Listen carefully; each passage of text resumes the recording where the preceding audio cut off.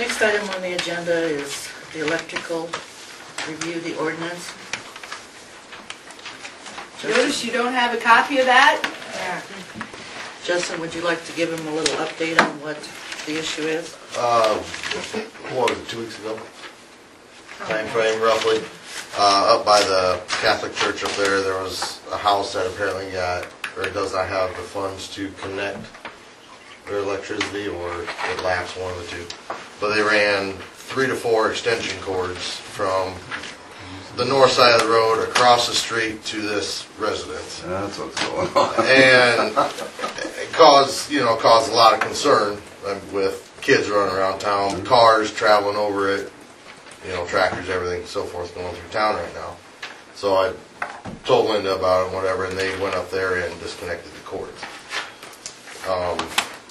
I guess, and you looked at it, Nancy, and there's nothing prohibiting them to hook 2 houses to 1 utility? And before you get to that point, I had to go over to Jim Moore and tell him to disconnect the one to the south of him, because they came over there and they were disconnected on Friday, and they supposedly had meat in their deep freeze and they want electricity and they wanted Jim to plug them in. And I told Jim we couldn't do it because I didn't feel that was safety. And Jim was okay with it. And they since have moved to Lakeview. But we have nothing in writing.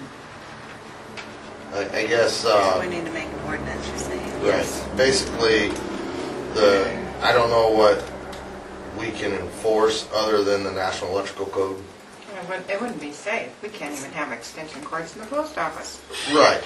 But that's a company policy. Yeah. But, I mean, basically you have to regard what your wires can carry and things like that, which that one up there by the Catholic church, 4 cords together, probably 50 foot long, you're talking a couple 100 feet, and they were small cords. Wow. So we were running a major fire risk and shock risk and everything else. So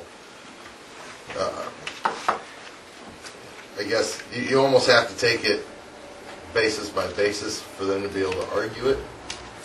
Because at that point, if they say you cannot run extension cords, well then they're going to throw a fit if they see people running extension cords for their Christmas lights, for their... Oh, yeah. You know what I mean? You almost have to take it case by case. And then basically just enforce it off National Electrical Code in the state of Iowa, which you have to follow code. But you said it was stretched across the road? It was across the roadway. Yeah, and there you run into clearance problems. You're supposed to be 12 foot above the roadway and all this and that. And it was just flat, just like one of those speed It was a deals. round, orange, contractor type cord. We were paying Extension them cord. $30 a month. And no one's living in the other house. And nobody's living there? No, they're not there. Oh, really? They all moved out? Even Tim Dries? No, that's the other house that they were getting the That's electricity one they were getting the from. power Oh, yeah, from okay. to the It one was- from yeah. the south. On this end then. There's got to be an electrical code about repeated vehicles running over your extension Oh, yeah, cord. yeah. Well, it's all about Right. damage control, and that you can't have wires across the roadway, period. Yeah. I mean, it's got to be clearance of 12 feet and blah, blah, blah.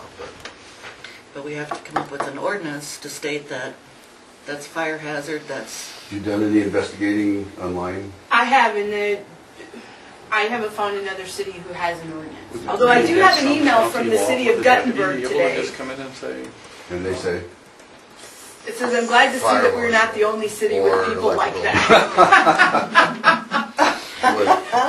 Would be your avenue. well, we don't even need an ordinance. I didn't think that would be against Right, so many state right. laws. The fire marshal will be all over That's that. what I'm thinking. The fire marshal or the electrical inspector for our district would be able to. What's our deputy that's going around every morning early say about going over the... I did talk to the sheriff's office. Okay, good. And he was not aware of anything in the traffic code except for if you wanted to classify it as placing debris on the road. It goes back to a safety code in the electric safety code. I did also talk to the people at the Iowa Municipal Utilities and asked some help from them, but I haven't gotten a communication back yet with that help. The city of Guttenberg said they had this happen and they don't have an ordinance that specifically prohibits this either. It was considered an unsafe utility connection.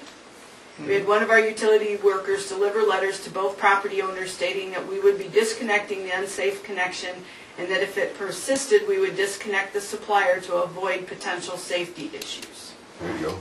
In the case of the supplying property owner was the one that notified them, the city. They looked out their window and noticed a cord running from their garage, but the person borrowing their electric has been known to get physical.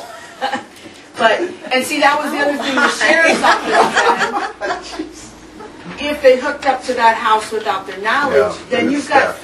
theft. Then you can Right. press charges. But if they, I can't believe that's not against any law. In the last couple of years, they've gotten real sticky about electrical contractors, and they have to be licensed, and they have to have all this crap going, so maybe I can get you a name out of Des Moines to contact, because they'll know what all the rules and regulations are on that. I had called Chris Harvey, and he hasn't returned my phone call on it.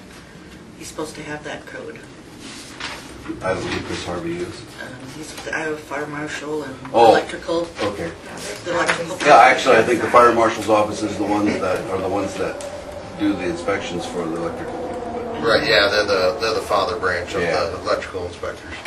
And the Iowa City League suggested that we put something in writing when somebody comes in to sign up for electricity, that they cannot borrow electricity from the neighbors or any of that. Or loan. Yeah.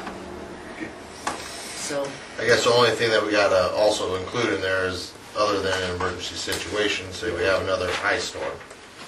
When we're going around with the bus, with the generator, so on, running people's freezers, we're gonna have to make a cause for that. So, well, I think we'll, Usually in those situations, I'm not sure, I think the mayor can just declare that it's State of emergency and go ahead we'll and- do whatever we have to do to protect our people. yeah. that very well could be. So, we got some clever people right now trying to get their electricity on. Oh, yeah. And paying the bills too. Well,